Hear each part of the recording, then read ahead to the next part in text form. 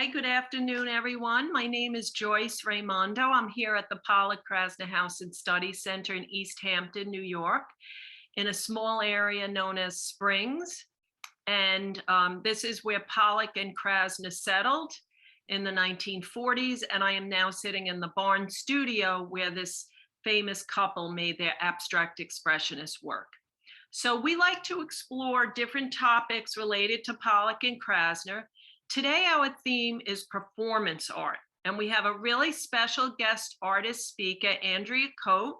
So we're going to share the Zoom presentation.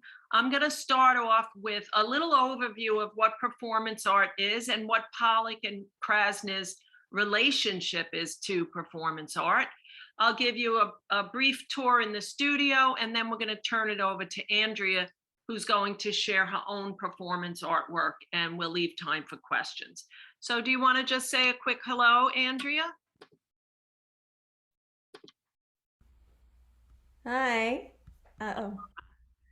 And that is Andrea. Where are you zooming in from today? Yeah, I'm in Hampton Bays. I'm in my studio, and I'm so excited to see some old friends and family on here. So thanks everybody for coming, and thank you, Joyce, for inviting me, and it's very exciting. Well, this is exciting. Last time Andrea was representing the Watermill Center, and today I'm excited that she will be representing herself as an artist. So what I'm going to do today is I'm going to show a short video of myself speaking about performance art. And then, of course, we're going to go live again. So enjoy this explanation of what is performance art. Theater, okay? Theater typically has a narrative, it has a story, and there are actors acting out an emotion or a story or a part that typically has been scripted, okay? Performance art breaks all of those rules. Performance art is done by artists who, rather than acting, actually are focused on the moment of what's happening in a very real way. They also often invite an element of chance, they invite audience participation, and often performance artists, they're not telling a story, there's no narrative. They're also breaking the rules of traditional art as an object, right? Pollock made his paintings, he was selling it eventually, and it wound up in museums and galleries and collections. Performance artists often challenge art by pushing the idea of immateriality, right? The art becomes the act itself of painting or speaking or making sounds and gestures. And sometimes there's no object left over to sell, but that's not always the case, of course. Everything I just said, there's tremendous variety in performance art. So not every performance artist fits all those criteria, okay? So I want to share with you Pollock and Krasner's work and how they relate to performance art, and also show you some very important performance artists who were influenced or dovetail with what Pollock and Krasner are doing. So here I am in the barn where Pollock and Krasner made their famous abstract expressionist paintings. They did not paint in here at the same time, and I'll tell you more about that story as I tour you through the barn. So here Jackson Pollock is doing his famous drip painting technique. He is not using a brush, or if he is using a brush, he's using it as a stick, dripping paint and not even touching the canvas. He has the canvas on the floor, so gravity pulls it down. And he said, I want to feel like I'm in the painting. And he would walk all around the painting as he was creating the artwork. Obviously, he's moving his body, right? And there's Lee Krasner, his wife, who's also a noted artist, and I will show you her work as well. The critic Harold Rosenberg coined the term action painting. What is an action painter? Not only are action paintings like Pollock using their entire body, the end result also shows the action of the artist in a very obvious way, right? So you could look at Pollock's drips in his final work, and you could actually trace his movements. Other artists, of course, all artists are using their bodies or their hands if they're painting, but sometimes the mark of the artist and the gesture is disguised.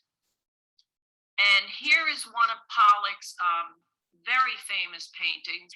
And unlike performance artists who use their body and use gestures, right, and use performance and action, Pollock does wind up with an end product, right, his masterpiece. And the viewer is interacting with the painting, right, and has their own assumptions and their own interpretations. The viewer completes the painting. There's no one right way to look at a Pollock painting. But in the act of painting, the viewer was not interacting with Pollock. So performance artists break that idea, and they actually at times invite audience participation. Also, in the case of Pollock, his drips and lines they have an element of spontaneity, of course, and an element of improvisation, but he is very methodical, very, very careful about the kinds of marks he's making. He is determining the outcome of the painting. Often with performance artists, they break that rule, and it's just completely about chance, okay? Here's Lee Krasner, also an action painter. In this beautiful photo, you can see she's using her entire body, and it's almost like a dance of paint where the paint is then recording her movement. It's very, very physical. And this is a key aspect of abstract expressionism. It's a physical act of painting, releasing energy, moving, sometimes staining, tearing, brushing, dripping, and so on, okay?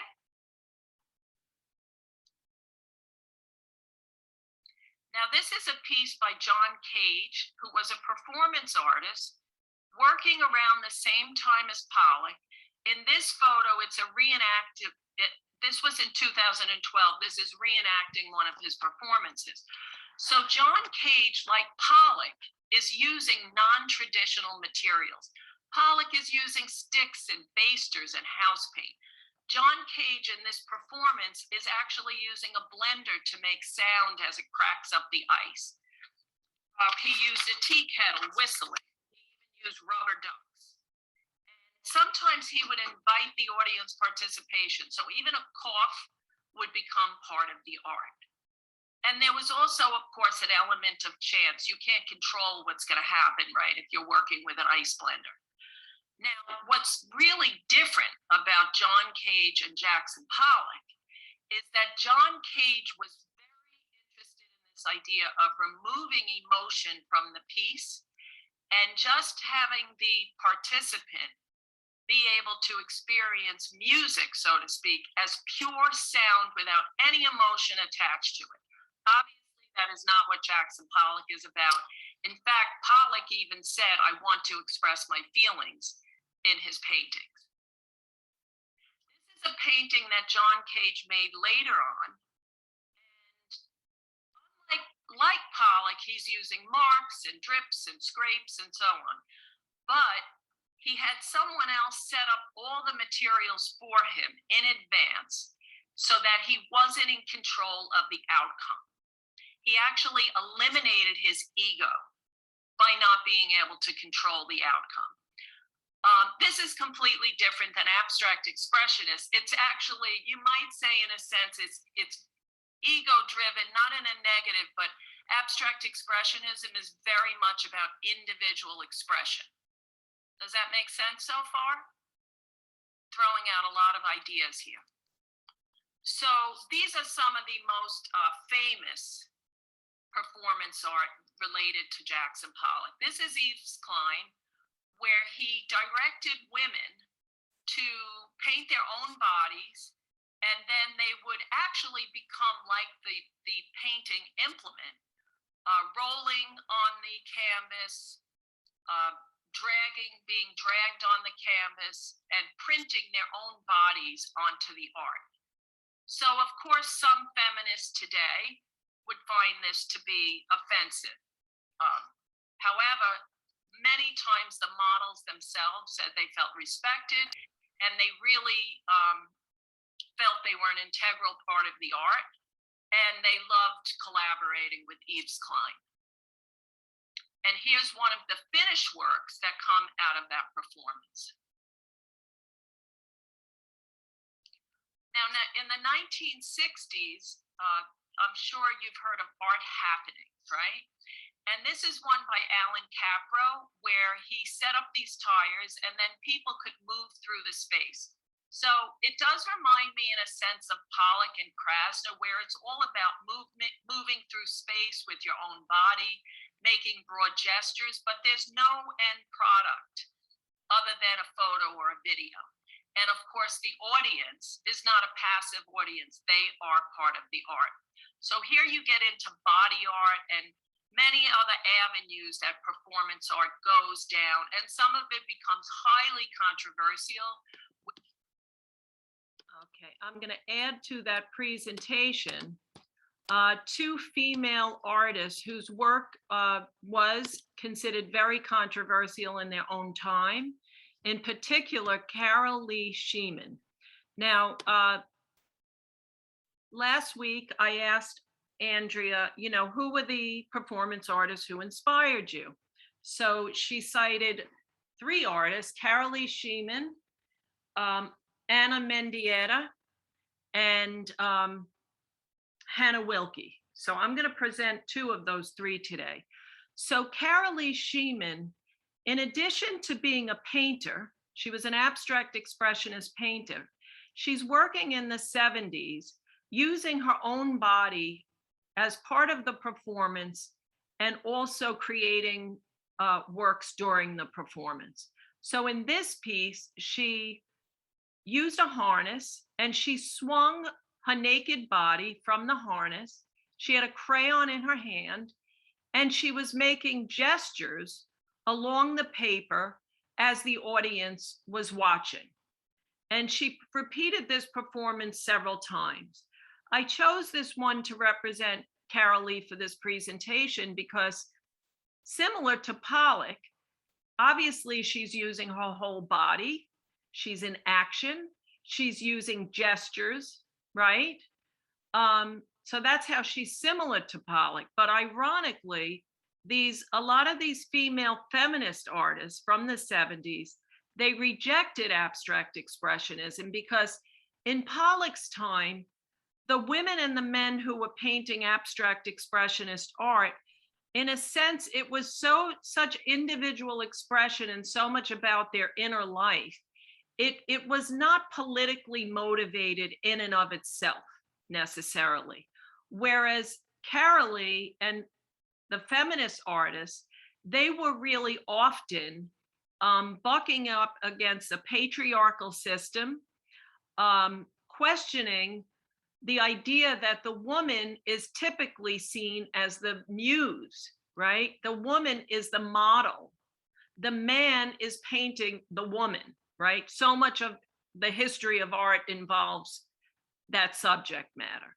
So many of the feminist artists turn that around by using their own body in a way that's really is somewhat shocking and provocative and politically oriented.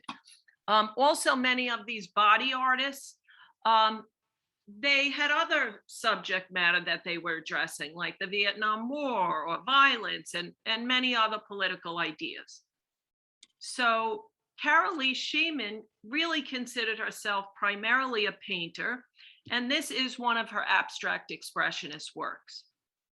So you can look up, there's a lot about her on YouTube now. In her own time, she had a hard time gaining recognition because her work was so controversial, and women in general had a hard time getting recognition.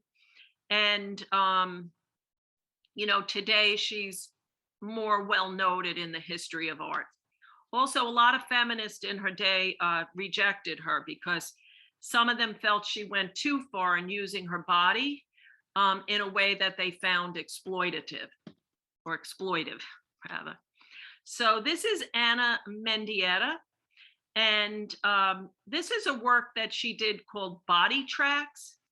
And she took a bowl of red tempera paint mixed with animal blood, and she tacked up a paper on the wall, and then she would drag her hands from the top to the lower part of the floor to create images that look like this. Now, this might be shocking, like, oh, like, it's blood, right? So even myself, I was like, wow, that's really disturbing, right? And the way her hands are, it almost has a sense of violence to it, in my opinion. But then when I learned about her life story, I said, well, now I can understand the art better. She had a really traumatic childhood. She was one of the children that came from Cuba after the revolution, and they carted off these children to Florida, where they were put either in orphanages temporarily or foster homes while the parents stayed back in Cuba. And those early memories in some ways are reverberated throughout her art. It's in my opinion, there's a sense of loss in a lot of her artworks. So I encourage you to look up these two great performance artists. So this falls in the realm of body art, and there's of course many other artists who address their body. So I'm going to stop the screen share. So I hope that gives you a little window into performance art, which of course is a very broad topic. It's very varied. I'm sure everybody's heard of Yoko Ono and John Lennon when they stayed in bed and protested the Vietnam War. That was a form of performance art too. Okay, so I'm going to give you a quick tour of the Barnes studio. If you'd like, you can come back another day for a more in-depth historic tour. But today we're going to focus on the performance aspect. So I'm here in the barn, and the highlight of coming to the Barnes studio, which has historic photos on the wall, the highlight is really the floor. So here you can see where Pollock put the painting on the floor and worked from all four sides. He said, similar to the Indian sand painters of the West. He was dribbling paint down, and gravity moves the paint down. And as I said, his movements are traced by the end result of the paint. But Pollock's paintings are really methodical and very carefully done, unlike Carolee Scheemann's work, which was really much more random. And here's a famous photo of Pollock using his non-traditional materials. He's using house paint and dribbling it down. This is by Hans Namath, and you can find several videos online. If you Google Hans Namath Pollock video, you'll see the photographer also videotape Pollock in action. And here we have Pollock's house paints, sticks, brushes, basters, right? So these artists are challenging the norm of what's considered art. So in its own time, this was really radical, right? And nowadays, artists are continuing to challenge what we consider the norm, what we consider beauty, aesthetics, even just what is art.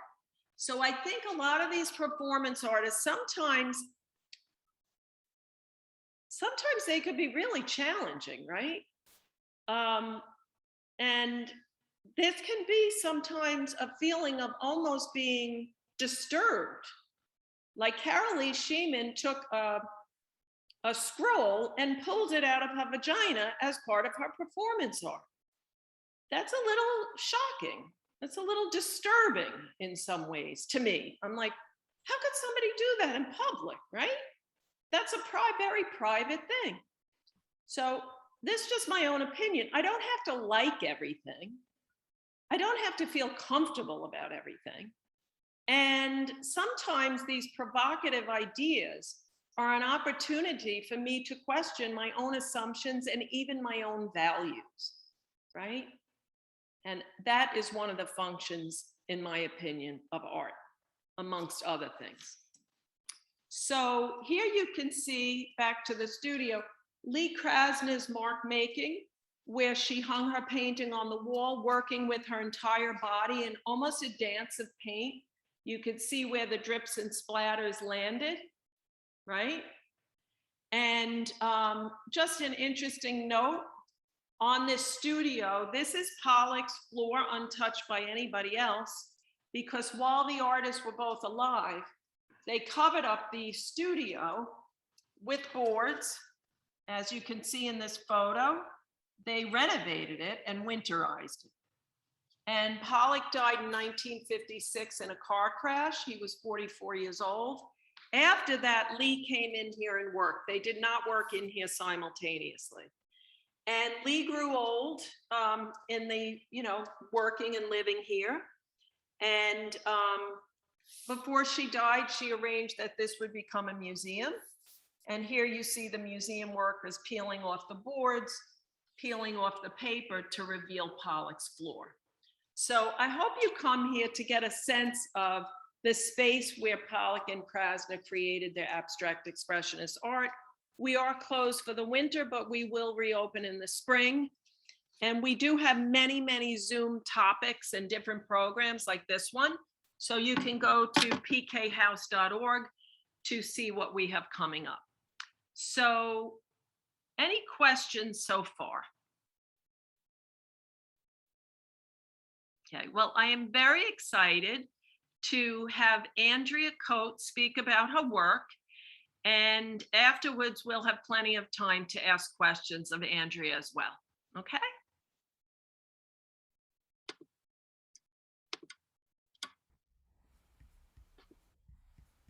Yeah. Hi, Okay, Andrea.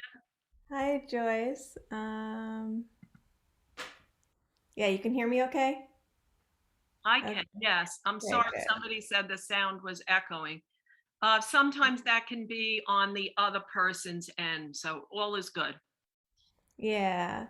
Um, well, thank you again for inviting me, and I'm excited to see so many people who some of my friends and family are here who will know a lot of this work from the past.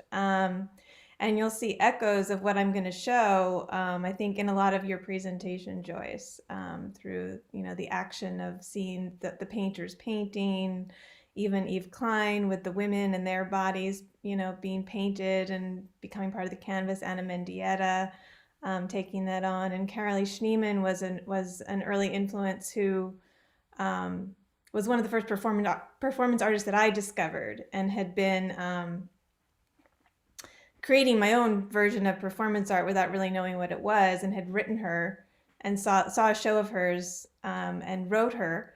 And she sent me that picture that you shared and signed it, and yeah, it was a special moment, a special time. So let's see. So I'm going to jump into some of my work, and let's see. I'm going to share the screen.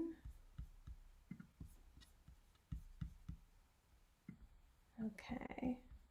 So you can see the image of Jackson Pollock there painting. Yes. Yeah, and this photo is in the collection of the Museum of Contemporary Art, I believe, in LA. So it's a photo of by Hans Nemeth. He did a series of photos of Pollock in action painting. And I'm just showing this because you'll see echoes of this work. He's painting on the floor. Then these pieces get put up on the wall. There's this action. He's working from his unconscious, energy. The energy of what he's doing comes through in that work. So I think it'll be pretty obvious with some of the work that I did. I wasn't thinking about Jackson Pollock necessarily, but it's all part of that image, a collection that we all have now in our sort of image bank and experience as artists. So you'll see that emerge through my work. So I'm going to share a lot of work, especially from a lot from 2003 through about 2007, and then I'll jump ahead to what I've been doing some more recent projects and how it connects, because I have a lot of work from that time that I think really was formative in my work as a performance artist, as someone using my body to create work. So this is an image. This is a photograph of me, and I'm holding a ball of hair, and I'm painted with hair, and there's a drawing including hair behind me. So that's kind of what you're looking at. At first it might seem kind of abstract, but then you see that the body kind of emerges from that space. In 2003, I was finishing up my graduate school at SUNY Purchase, and I did a series of photos. I had been using the body to make my work, using my body, cast parts of my body, using my body to paint with. I tried painting with different parts of my body, like my ears, my nose, and then hair. So I'd always saved my hair. And I started printing with the hair. I tried printing with the hair on my own body. And I had been working, I started teaching in the 90s, and was also working as an artist model at that time. Learned a lot about teaching and working.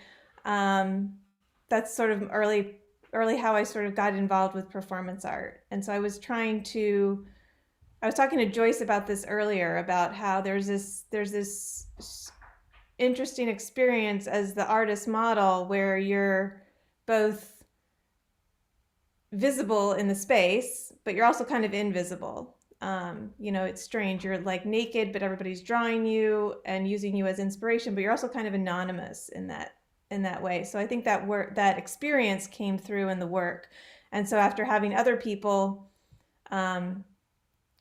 draw me, I decided to start using. I was wondering how would I represent myself using myself, and so I did this series of photographs, very intuitively printing with the body, with the hair on my body, using my hair as this sculptural element. There's this sense of wanting to disappear. I'm both emerging, but I'm also disappearing. And I do think of, in the same way that Carolee Schneemann saw herself as a painter, I saw these as drawings. So even though they're photographs, I did see them very much as almost like drawing with the body and with black and white shapes on paper.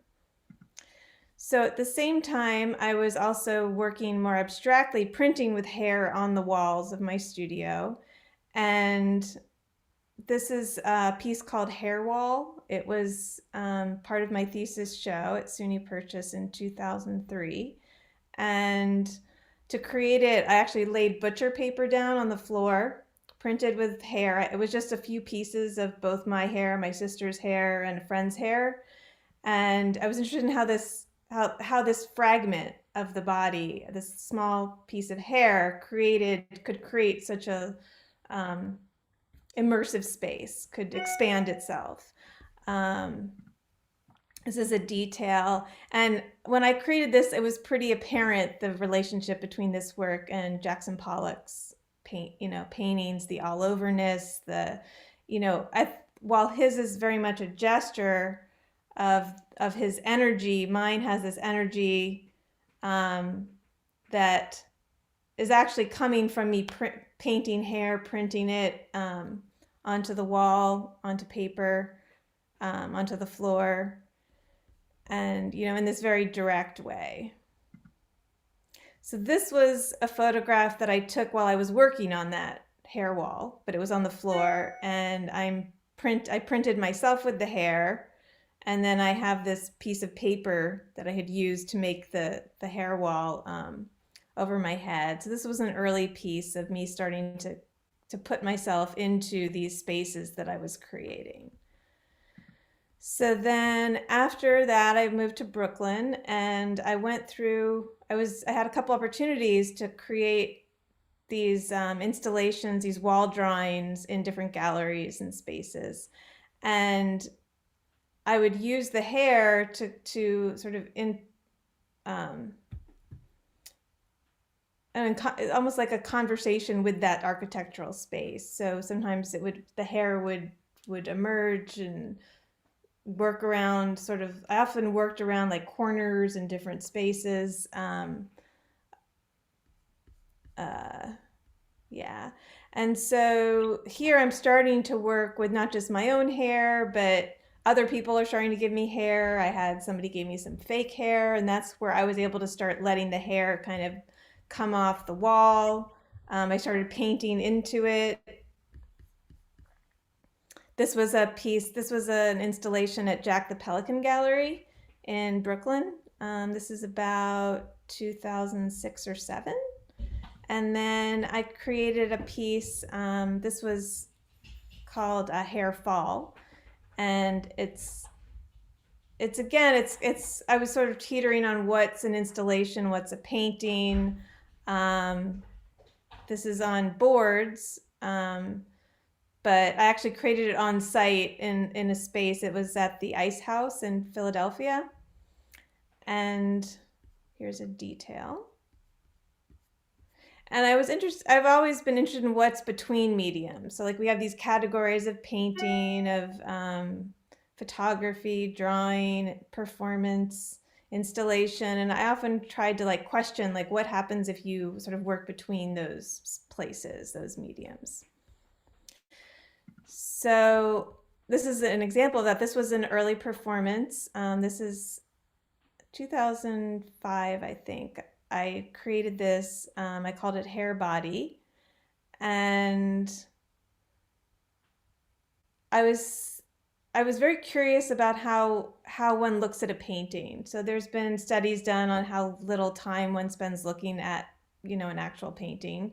I've tried to sit before actually one of Jackson Pollock's pieces, paintings, and see how long and how much it can move me the longer I sit with it. What happens? What emerges in me? And I had noticed when I did do performances that it was a way of sort of holding attention, of holding space. So at the same time with this piece, which is a 20-minute performance, it's live, it's choreographed, and I presented at the Philadelphia Fringe Festival. I performed it 5 times, and to a live audience. And then in between those performances, I did a video of the piece. So I'm going to show a short excerpt, a few little excerpts from that piece. And if you're wondering what's going on, I'm painted white, I'm printed with my hair. There's a metal frame that has acetate hanging that's printed with hair, and then behind me is a drawing printed with hair.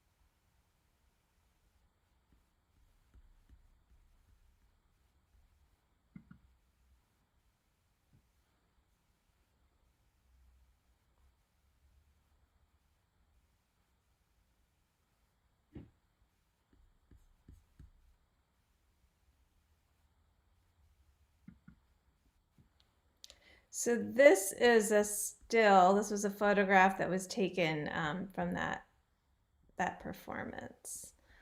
So I was experimenting with different ways of presenting performance and with this language, and I did a piece through Chishama, which is a wonderful nonprofit organization that has studios and presents artist work throughout the city. And I was given this space that was a storefront space near Times Square, and I used hair. This was a lot of fake hair in this one, and I'm printing on the glass and the space. I'm just creating this over a period of 5 days, and I worked in it 5 hours each day to create this world.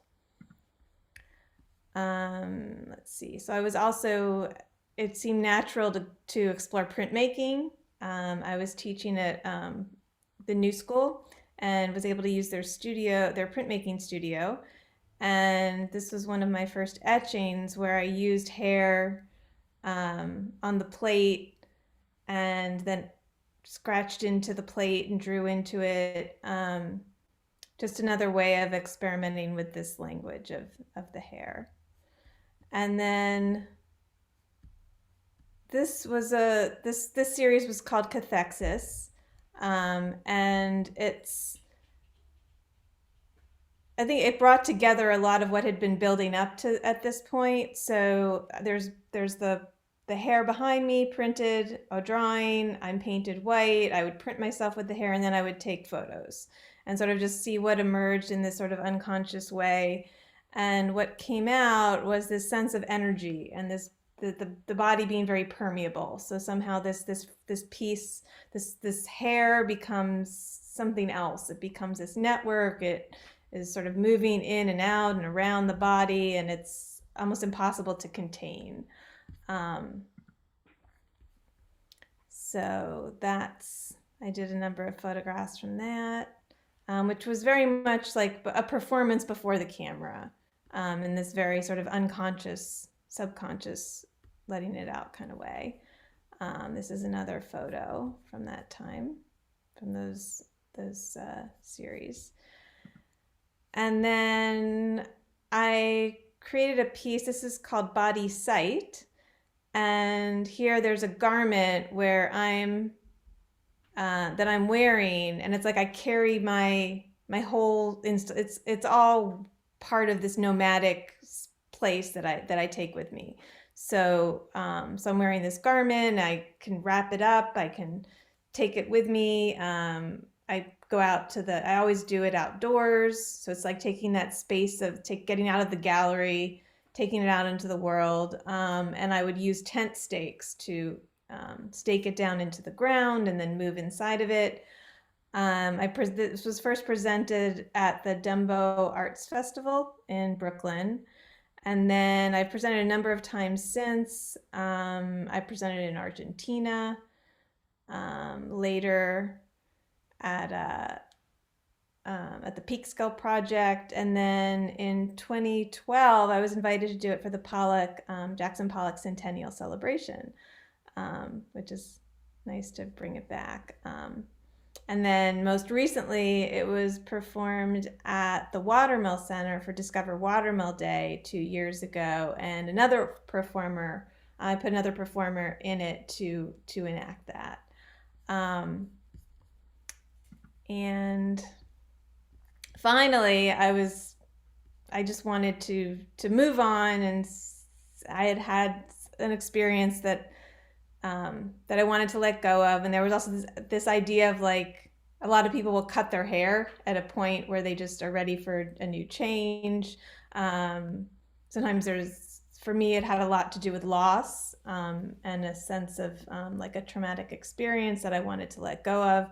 And also, saying goodbye to this work. So I call this piece is called Cut. And I'll just play. It was about an hour-long piece that I performed in a space where there was a camera above, and there were only 2 people filming it, my husband and a friend, who were filming this performance that became a video and installation. So let's see. I should be able to play this. There it is.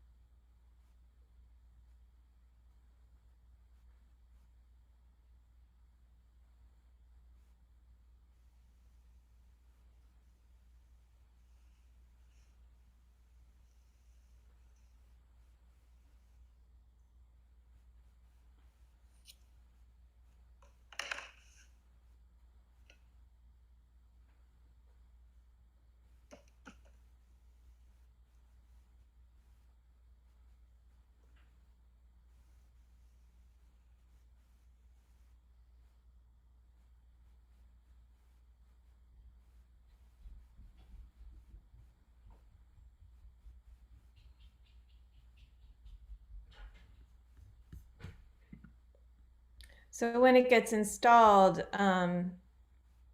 the performance, the video is projected, and then in that space, I'm using the hair that I had cut off to print on the walls of the space. And in that piece, you can also see how I cut and print and paint, and that's sort of the process that I go through with that earlier work.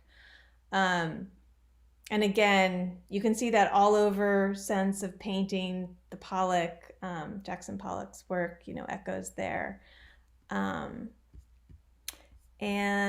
so I'm going to jump ahead many, many years. I pick up hair again in different ways, but about 2 years ago, I was experimenting again, and I was working with hair and ink. And this is a piece I call Sister Circle. It's my hair and my sister's hair. Actually, the hair isn't in it anymore. It's actually just a print. That's a detail. And then this is a large piece. This has all kinds of hair in it, printed, painted, coming off of it. Here's a detail. And you can see I actually have it here behind me, and it's quite large. I'd love to do this in a larger space, go to return to doing some of these installations on site, doing the hair walls, but in a new form. And so I've been asking people to save their hair. I have a lot of hair that people have given me over the years. If you ever want to contribute, you're welcome to contact me and share it, send it to me. It'll go into some of this work. And then just to counterpoint all of this, in addition to the work that I do in the studio, and that's sort of this solitary, with my own body and my own practice, I do a lot of work with communities, and sort of taking this experience that I have of working with my body and inviting other people to participate and do that too. So these are cyanotypes that are made from printing on acetate. These are other people's body parts. So you see feet and you see hands, fingers. These were large tapestries. This is the installation at the Southampton Art Center. And this is some of the process of how they were made. We held circles where they were all very collaborative. Artists the public would come in and print in circles. All of these pieces were made in rotation together. Some were on site at the Southampton Art Center. Some were, let's see, this one was at the Hampton Bays Senior Center. Here's, you can see other participants using their feet, arms, elbows, and then these are some details of some of those pieces that were also hanging. And then this is a little bit, this was called the Radiance Project, and I'll end with the very joyful video that kind of just gives you a glimpse into some of the other things that I've been working with, and how it comes together with returning back to performance, but more as a collective created experience.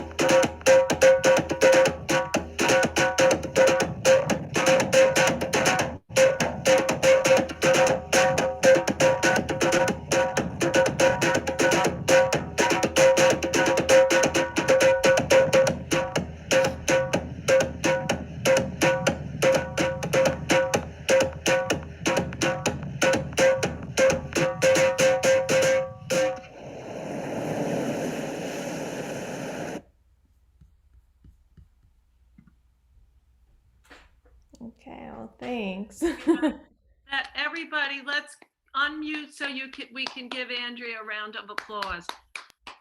That was so good.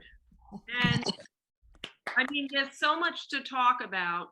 And that last image in particular brought it all together with, we're talking about gesture, body, movement, and then the way the tracks were left in the sand, and then the way the water washed it away. It's really beautiful. It does also remind me of Pollock and his reference to the Native American sand painters. It was absolutely beautiful. Okay, so what I would like to do is to invite questions, comments, thoughts, interpretations, and please be open to, as long as you're respectful, there's no question that's a stupid question or that's offensive in any way. And really, this kind of work is open to your personal interpretation. So who has some thoughts for Andrea? Darlene? I don't know, you just look like you were focused. That's why I called on you. No, I've had the privilege of knowing her for a very long time and seeing much of this over that time span. And it was beautiful to see it again, and this progression within also the context of the Pollock Krasner house and this whole discussion. Thank you, Darlene. I didn't mean to put you on the spot. You just look like you were so paying attention. I couldn't. And you Oh, I am. I'm Darlene definitely is paying also an attention. amazing artist as well. So, This is Gloria.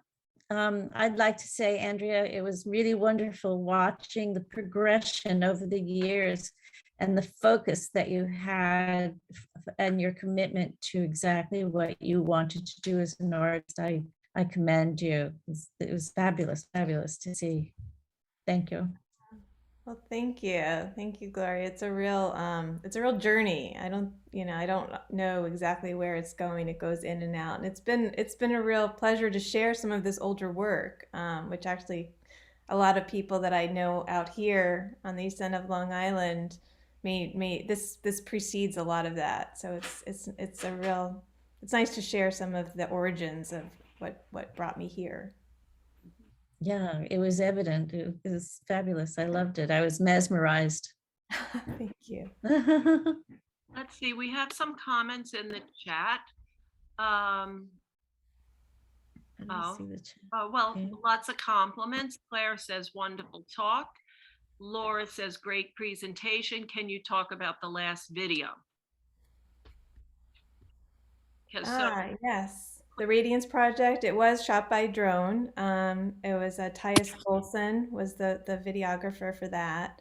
And part of the vision I had done, well, you saw with Cut, where I'm looking at it from overhead, the performance of Cut, where you're seeing the marks that get left. And so part of in creating the Radiance Project, I had this vision of the circle and how a group might create a circle, this tradition of creating circle dances throughout all cultures, and what would it be like for us to create our own sort of circle dance. And we're lucky. It was just a beautiful day, and we lucked out, and people just came out to perform and to dance together. And Jerome Ligon was the drummer in that. And I love that it just has this joyful spirit, which really captures the experience. And Hi, hello. go ahead. Hi, this is Shelley. I'm not on camera, but I'm on microphone, and I would just like to ask you whether you ever thought of overpainting on a painting using another color. Yeah, I do have other work that has color. I worked with black and white for a very long time in this work because it sort of narrowed down. I was already dealing with so much material that I wanted to narrow it down, and actually I didn't. And it is, it's very high contrast, black and white, and and it was sort of to pare down the elements. But since then, I do work with color. Okay. Yeah. Thank you. Any other questions? Oh, Mary Bullock says Tibetan sand mandalas, impermanence, seems to be the nature of performance art.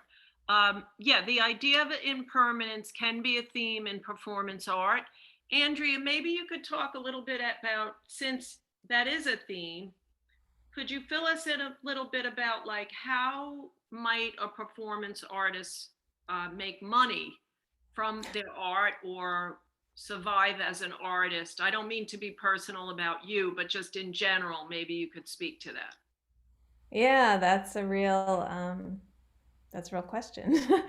uh, well, first of all, just going to the impermanence factor. It's interesting. I think I've always been torn. That's why a lot of my work has this. There's like the performance, and there's this residue of the performance. You know, there's this painting that comes out of it, or um, some kind of marks that are left. And a lot of performance artists do that, and they're artists. Sometimes some of those artifacts do get collected by museums, and sometimes they live in photographs. Like Anna Mendieta, a lot of her work was she would create these images with her body, do sort of a private performance where she would use her silhouette and do them in sand and in different elements and fire and water, and then take photographs. And those photographs have been collected and sold. Let's see. So yes, there's a lot of aspects to that. I think sometimes like that piece cut had a lot to do with that sense of loss, and then this desire to leave a mark, even still, like this impermanence.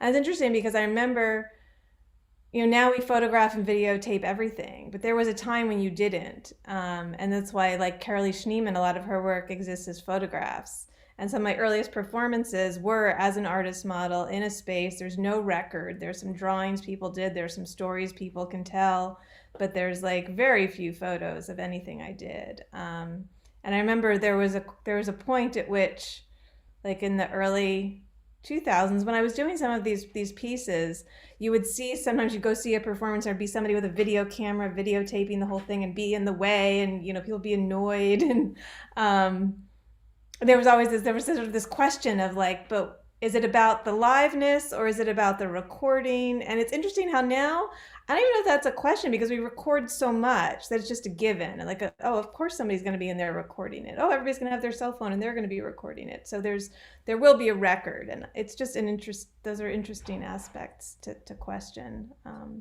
about it and our relation to it and liveness. Yeah. No, I think, and also when you have a pure heart with your art, so to speak, artists are willing to create art that's, not necessarily going to be right off the bat saleable. That's not your primary focus. And of course, there's artist grants as well. Now, I have one quick question. Because for me, hair is very evocative. So what does the hair mean to you? Can you share any thoughts on that? Do you have any? Yeah, sure. On that, Andrea? Sure, yeah. Well, I didn't show this body work, but I also had been experimenting with different parts of my body. So I had printed with my ears, with my nose, with my actual hair. And then there's something about hair though that it's both part of our body, and it's a part of our body that leaves our body and then becomes this remnant. So just practically it made, it was something to use, and in those ways, as a tool and as a part of my body that leaves the body and leaves a mark. But also there's this, I think everybody has a relationship with hair and with this sense of, it can evoke both beauty and desire and also repulsion when people see hair separate from the body. It creates that, just there's this duality. It has a power. Some people are, would never let you take a strand of their hair because it has a power. It had, you could,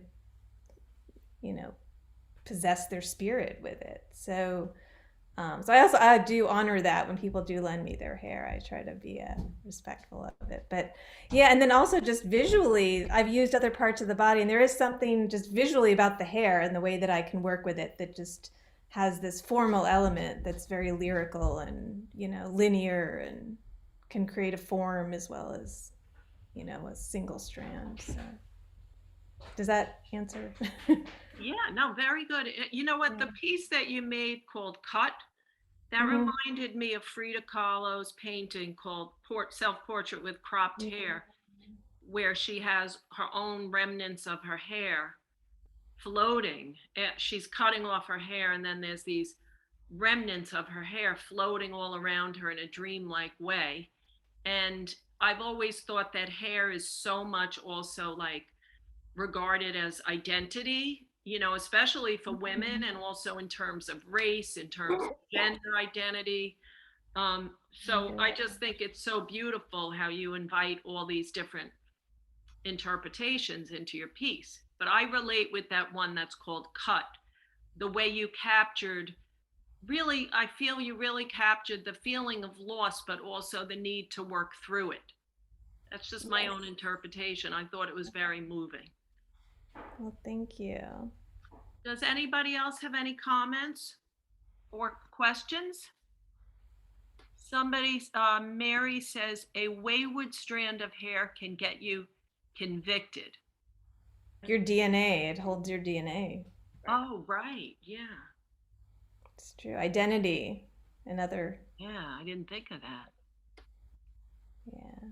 I like the way, Andrea, the way your work is so elegant and so inviting, and yet at the same time, hair does have that element of like, you know, one little hair like on a plate, you could like freak out, you know. So Yeah. it's really interesting. Any other ideas, questions, or closing remarks? Before we close, really, I'm a fan. I'm a fan of Andrea's because her work is so expansive in its creativity and yet so relatable at the same time. Like, I just love it. So thank you so much for taking the time to be on this Zoom program on behalf of the Pollock Krasner House and Study Center. And Andrea, where can we see more of your work? Can you tell us what your website is or anything else? Yeah. Yeah, it's pretty simple. It's andreacote.com. And yeah, you can see more work, some colored works, and it all relates to the body, but in a lot of different ways. And then from there's links to Instagram, and some of these videos are on Vimeo and YouTube. And yeah, and you can send me an email too. I'm always happy to hear from people. It's andrea@andreaspace.net. Well, thank you so much. And everybody have a wonderful day, and enjoy the rest of this beautiful day if you're on the East End. So, Yes, wherever thank you, you are. Joyce. Thank you, everybody. Bye, everyone. Nice to see you.